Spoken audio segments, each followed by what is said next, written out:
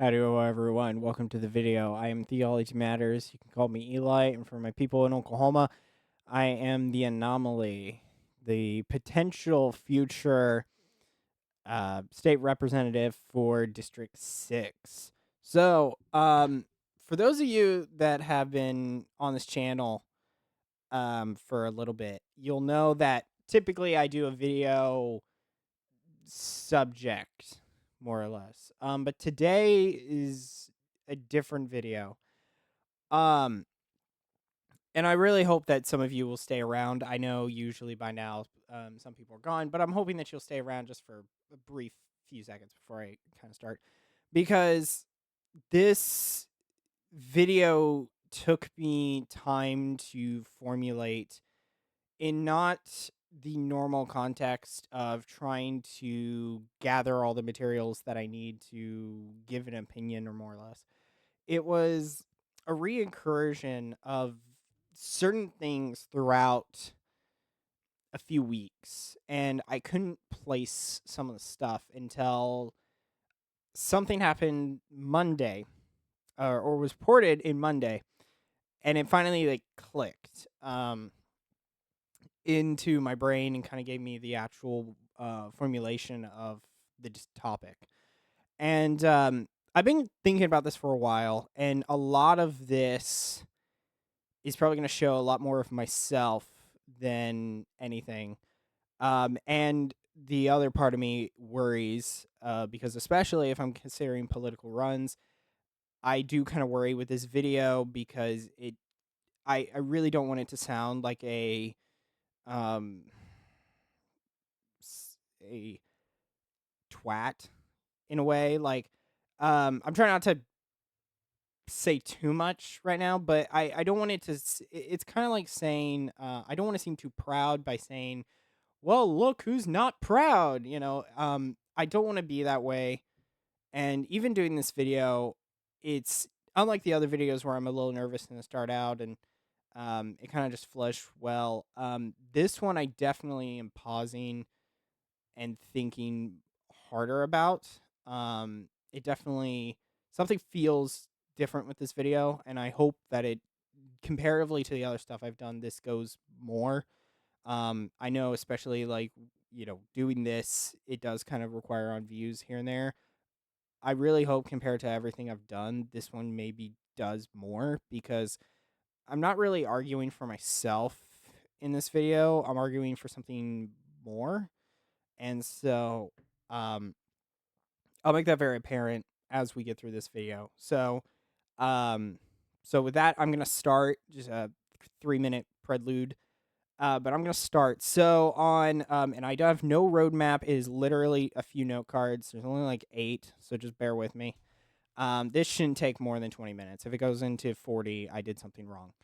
So, Monday, I was before I watched Wheel of Fortune, because I do that since I'm still at home, fortunately. No shame. So 23 broke a story, and last I checked, it will probably be in the description for those of you who want to watch it. But Fox 23 broke a story, and they were really the only ones I saw. When I typed in a search for the Fox 23, I did it during Google, and then I did it in Fox 23, and I found it in Fox 23 and Google, but I didn't see any other like 6, 8, or 2. There we are. So that'd be the NBC, ABC, CBS. Okay, I thought I said CVS for a minute. Sorry. Um, but they broke the story, and I'm sorry this video is a bit more somber.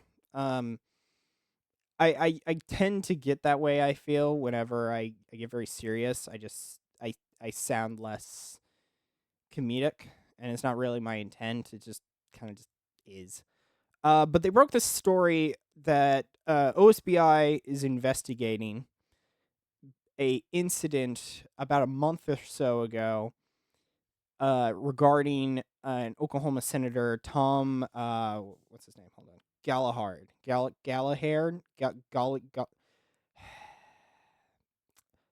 Oklahoma senator. So they broke the news that he was confronted at church on a Sunday morning by anti-abortion protesters. Now, here's the thing. That's what the news reported. They also showed a brief footage from, I believe, the protester himself, and the signs that they were carrying highly suspects me. I have like about a 80% belief that it wasn't a pro-lifer, it was an abolitionist. And because I know in Oklahoma they're a little bit more frequent. And if I'm wrong, then oops, but it's just the nature of what has also happened makes me suspect it's an abolitionist, just from my uh, watch of them. Um, because I've seen the YouTube shorts that they've done. I've seen them on Twitter. They're kind of, and I know the abolitionists talk about this, but it's like sometimes they're a little bit of a dick, to put it mildly.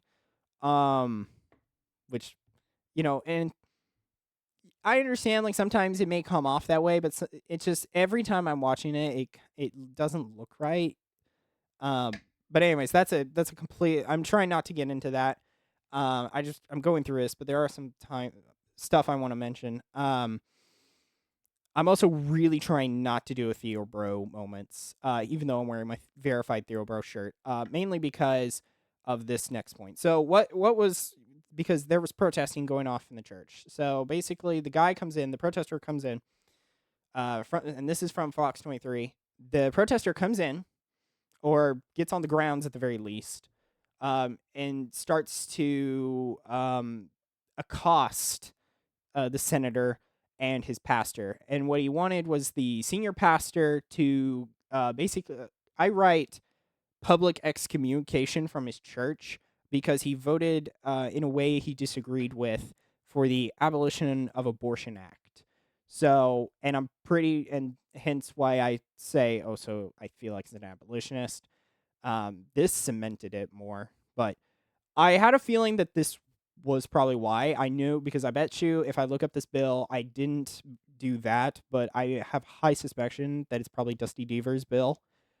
Because that's just his kind of nature. I'm very aware that he is in the Senate. So, where was I? Oh yeah, demand. So he wanted him to be reprimanded by the senior pastor, and he also wanted um him to be scolded in front of the congregation.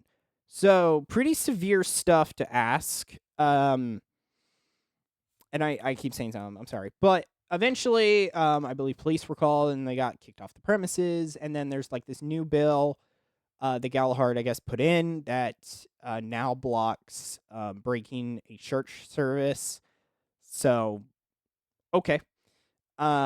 Which I'm okay with that. That protects me, and honestly, I have no problem with that. I didn't think it needed to be stated, but okay.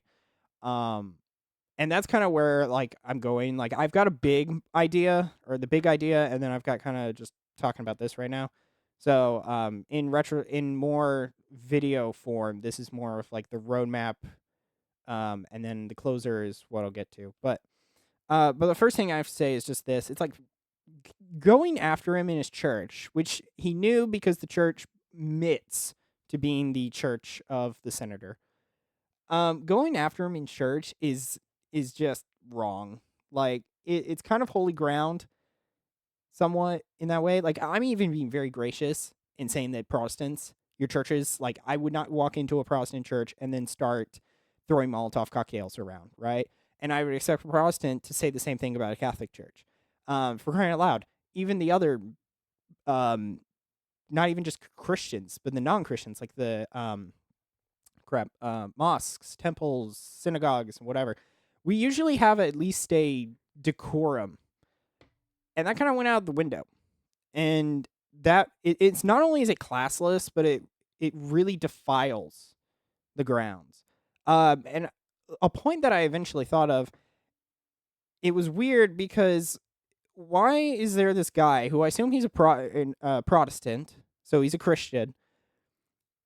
I have to ask him why wasn't he in church himself on a Sunday, because typically Saturdays are not a Protestant day.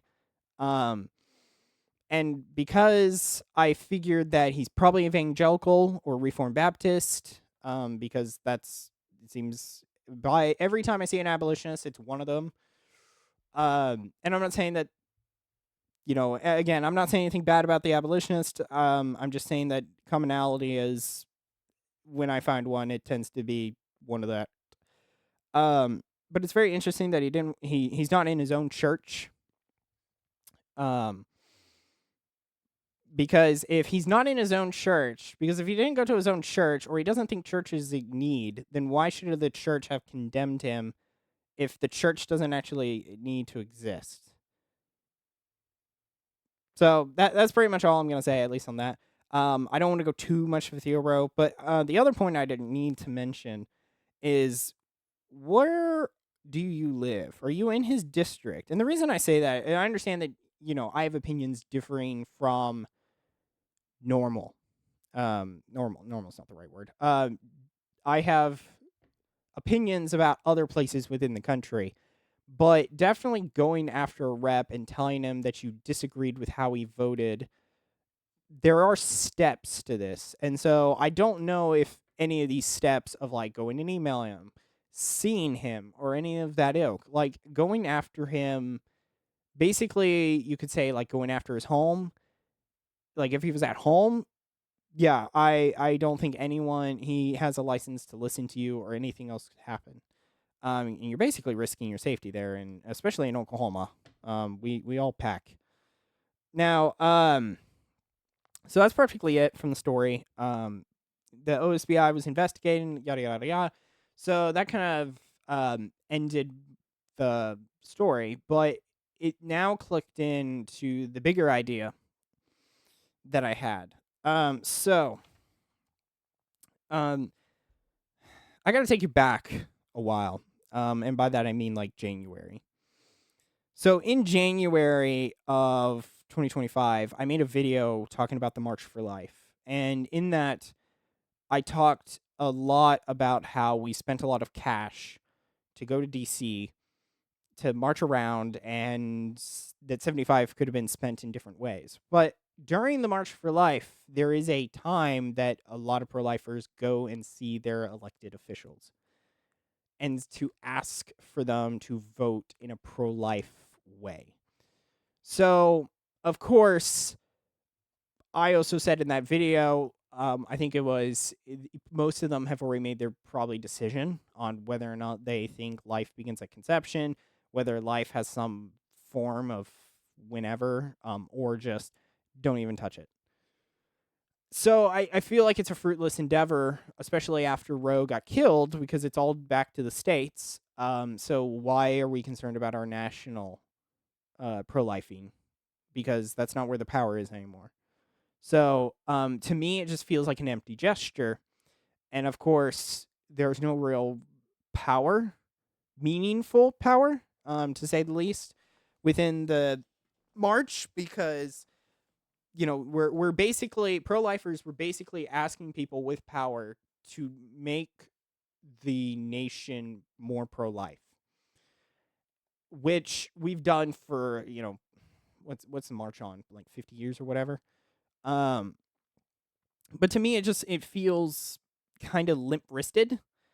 And then about a month ago, maybe 2-3 weeks, something around that lines, the abolitionists did their own stuff, and they had their own miniature March for Life, because they made this video that they wanted an executive order from Trump, and they wanted him to do. I think the bill had like 3 different things, but you're seeing a very commonality here. But they wanted him to basically do the abolitionists' points. There were like 3 or something. I didn't watch it all, but I did laugh because the abolitionists pride themselves on not being pro-lifers, and then they practically acted like a pro-lifer.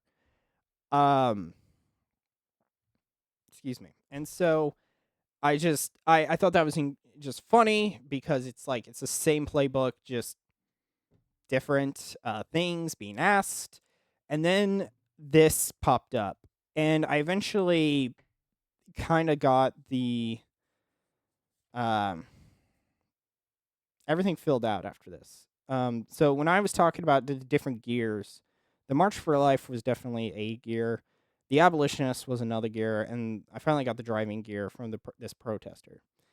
And because the protester left to then yell at Gullihard that he should have voted one way and that he should vote this way. So how's that any different than the other two? We're all asking others to take on a role of power that or who have power to take a role in shaping the nation. But it's always us asking them. It's we show up one Saturday and speak our concerns. It's us who show up another Saturday with another concern. Or we spend a few hours on Sunday harassing, or quote harassing, because I don't know of any problems from there, but harassing a state senator, and that's all it is. It's a few hours, it's a day, right? We don't do anything. We're so careful, or we are such pathetic wusses about actually defending our values because it's always someone else's duty. And this is where it's like I'm getting tired of this behavior where we're so caring individuals, supposedly. Like we so much care for life that we'll shout it on the streets. But when it comes down to it, we're all effing liars. Because when it comes down to it, we run away like scared little. I can't think of a better word. But we're such liars onto this. We really are, because we want to make this world a better place, but in reality, we just leave it to its course. And it's like it's so intriguing because so many people are very convicted. They're very convicted. Like I know I'm bringing up the pro-life stuff more, but it does, I feel like, would go into others. I just didn't think about them, but the pro-life definitely has a section that is just curious. But it's so weird because we, and I mean we, as in me and you. Sorry, I had to make sure the finger actually went in the camera. But it's like we're so convicted, but we're such lazy pricks about it too, that almost no one wants to do anything until it comes around. Like we so much care for life, but we won't do anything about it except maybe spend a few hours. And honestly, eventually, there was one word that kept going in my head because this word kind of, I've been thinking about it for a few years, but this one word definitely is something that I've been thinking about, especially for myself, who wants to run myself.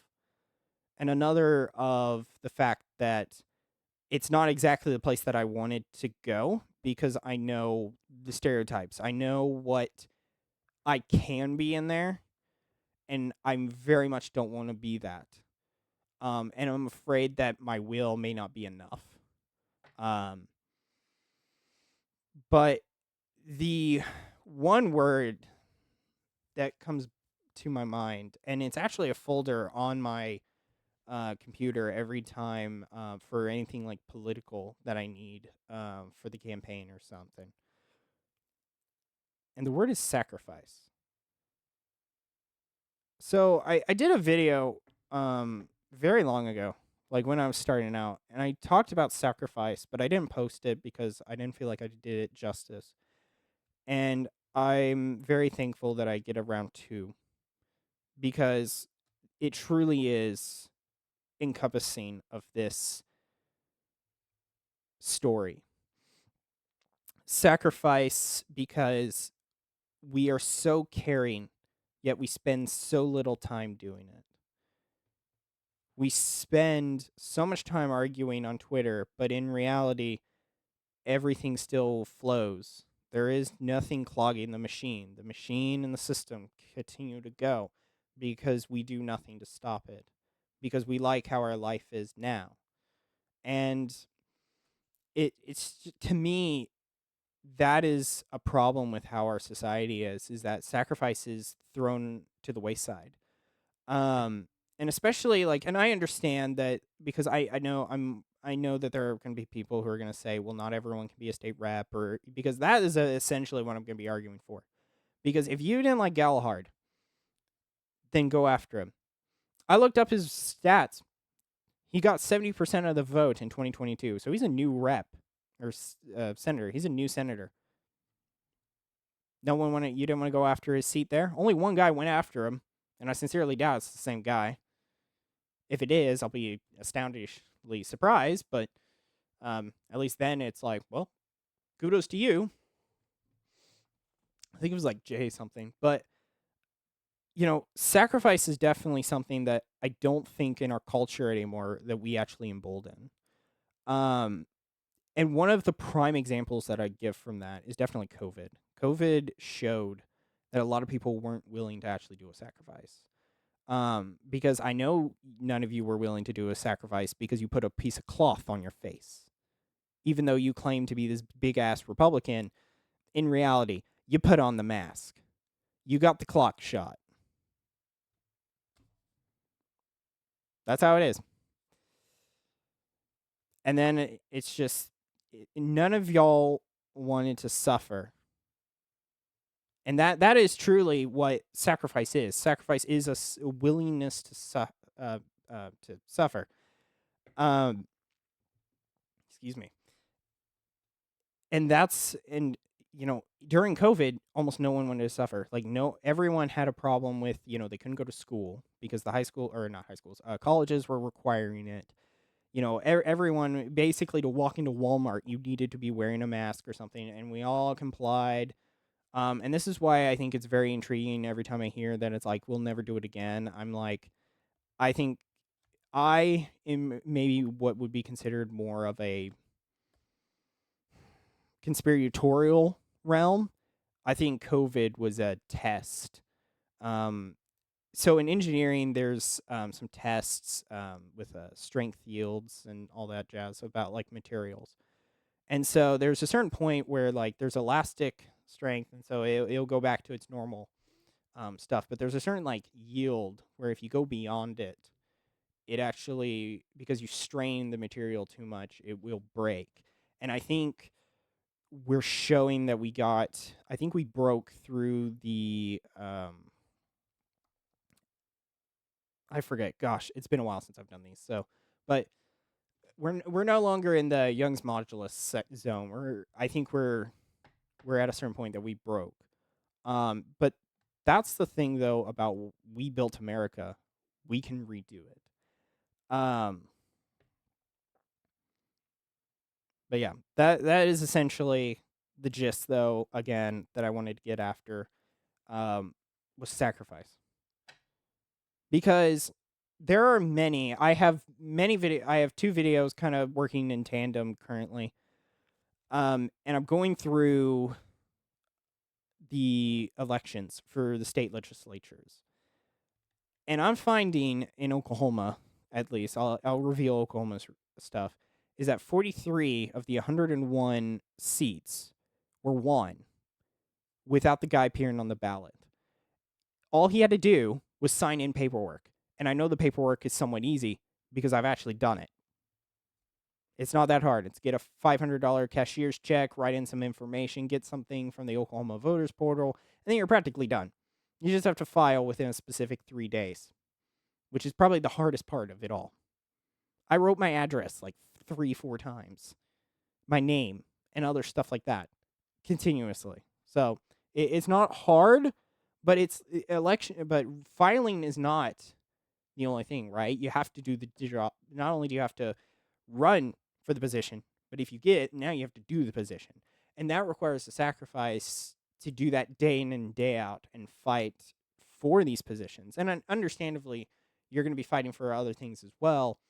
That is just the nature of that the government is. But I feel like there's a lot of people, because you see this with the Students for Life, you see this with the abolitionists now, who were basically saying like Trump should be doing what we ask him to do, and it's like that's such a weak, or a limp wristed, I think I called it. And now we see this like protest, which is like, a day, right? Everyone can spend less than a day, but no one wants to spend a year. No one wants to spend a month. You barely get a week to some days. And I will agree that not everyone. I'm getting near 40. I'm sorry. Not everyone can be a state rep. There are legitimate reasons that like people cannot get into the government, because I am asking that everyone, if you actually care about the system, or you actually don't like how the government is working, then you can change it. But guess what it requires?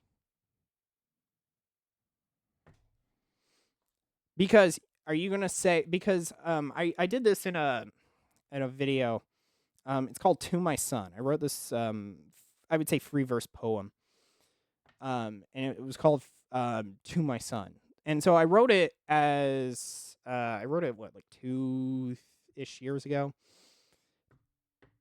And in it I write a section that I say, "I'm sorry, son, that I won't be the father that I should be, but if I don't go, what some other son will suffer the same fate."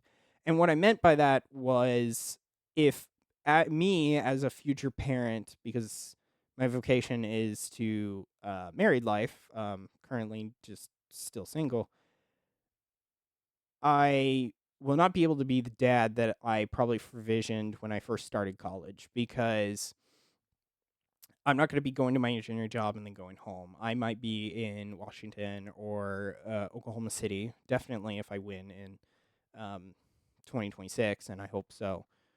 But I'm not going to be there comparatively but I'm going to be trapped in that area rather than being there every night of every day. But isn't someone always going to have to? Like, isn't always, sorry, allergies are really screwing with me. But isn't always there's going to be someone that needs to take on that burden, who is willing to take that sacrifice for us all? Um, so yeah, I think that's really it. I don't know if this is coming off as clear as I wish it was. It comes clear in my head, but it's just I'm tired of this behavior of that it's always someone else's issue, someone else's duty, and no one wants to just grab the dirty mop and clean up the mess themselves. It's the janitors. We've got issues with the nation. Big cleanup on aisle 4. It's the janitor's issue. There's a mop right next to you. You are a mop. So where are you? Um, yeah, but that's really it. Because I hate to see that we keep complaining about the same problems. We complain because the stereotype is the stereotype for reasons, but we complain always that the government sucks balls. But the government is made of people, right? Government is made up of people, for the people, yada yada yada. It's made up of people of a district that you live in, a district that you can run in. State reps in Oklahoma, you only need to be above 21 and a resident. I'm pretty sure that's it. Senators, 25, resident. It's the same. Yeah, it's the same thing practically, just 4 more years.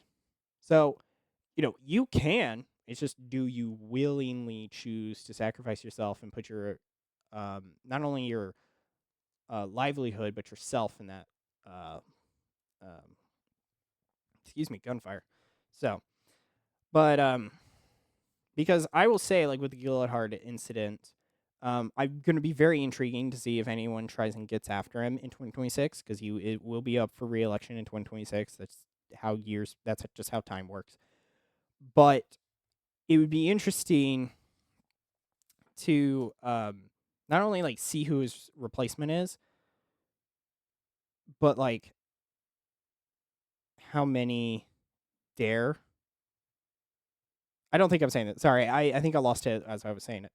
But um, yeah, I think that's really it. That's all I really got. I think. I'm just kind of I'm in a mood. I've been thinking. I was planning on doing this like Friday, not Friday. Today is Friday. Well, technically it's Saturday, but it's still Friday in my head. I think I was gonna do this Thursday. I was gonna do this Thursday. I was gonna do this Thursday, but it's really hard for me to kind of like think of this because it's not like a typical video, and I knew that going in, but it's more speechy than it is of anything, and I'm really hoping that this came off clear. It comes clear to me, but of course I know myself. Not because I talk to myself, but because my brain is my brain. But again, I'm hoping to see that this generation, especially my generation of Gen Z, we willingly choose to sacrifice ourselves for something worth fighting for. That is our home. That is our families. Um, because if we don't, who will? And you're gonna and someone would point at one, and more than likely that person you pointed to is pointing to someone else, or maybe back at you. So now we're in a different issue. But I think definitely sacrifice is not talked about as much as and I'm not saying sacrifice doesn't happen in life. There is obviously big and small, but there's just this weird problem in our government, especially where choosing to fight the evil is now kind of backslidden, and where there's so much passion, but it means nothing without action. So, anyways, I think that's where I'm going to end because this is getting long, and I'm practically done. I ran out of my note cards. So, but yeah, but to rephrase, just sacrifice.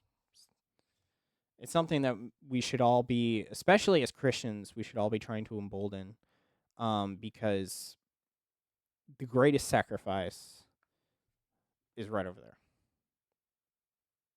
Sorry, the crucifix is over there. You know, um, and I came back from stations, interestingly enough, and they said something.